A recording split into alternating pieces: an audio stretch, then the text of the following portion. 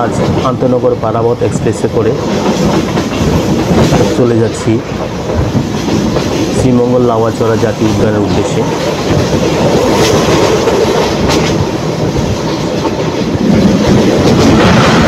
Parabat express সকাল 6:30 ঢাকার থেকে ছাড়ে। আমরা চলে আসছি লাউয়াছড়া জাতীয় উদ্যান। 115 টাকা করে টিকিট কাটলাম। এখন আমরা প্রবেশদ্বার দিয়ে ঢুকে পড়লাম লাউয়াছড়া জাতীয় উদ্যানে। ঢুকতেই চোখে পড়ল আমাদের নানা প্রজাতির বানর এবং তাদের পরিবার। আমাদের নিরাপত্তা রক্ষীরা বলছেন যাতে বানরের কাছে আমরা না যাই, যারা কামড় দিতে পারে। এই যে আমার সামনে দিয়ে চলে আসছেন বন কর্মকর্তা একজন মহিলা। এই যে আমরা দেখা যাচ্ছে অনেক বানর গাছে।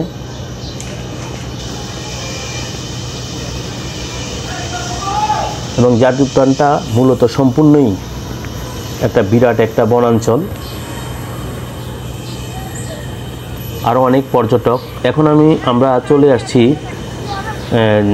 জাতীয় উদ্যানের মাঝখান দিয়ে একটা রেল লাইন চলে গেছে, ওই রেল লাইনের কাছে। এবং এই রেল লাইন অতিক্রম করে এখন আমরা খাসিয়াপল্লির দিকে যাচ্ছি। এখন আমরা চলে আসছি খাসিয়াপল্লিতে। যদিও অনেক বন জঙ্গল পেরিয়ে আসছে এই খাসিয়াপল্লি পাহাড়ের অনেক উপরে, এবং ওনাদের বসবাস আমরা দেখতে আসছি, ওনারা কীভাবে থাকেন। এটা কিন্তু অনেক উপরে, সব বনাঞ্চল দেখানো সম্ভব নয়, ভিডিওটা অনেক বড় হবে, তাই সব দেখাতে পারছি না। এবং আমরা এই জায়গায় এসে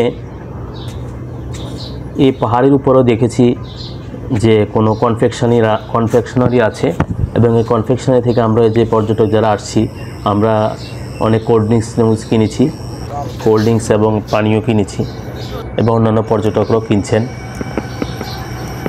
এটা হচ্ছে আর একটা সাইড, এটা হচ্ছে সম্পূর্ণই পশু পাখিদের জন্য গভীর বনাঞ্চল। এই বনাঞ্চলে ঢুকে আমরা পথ হারিয়ে ফেলেছিলাম। তখন এই চাচা আমাদেরকে দেখিয়ে দিয়েছেন আমরা কোন দিক দিয়ে এই পথে বের হব।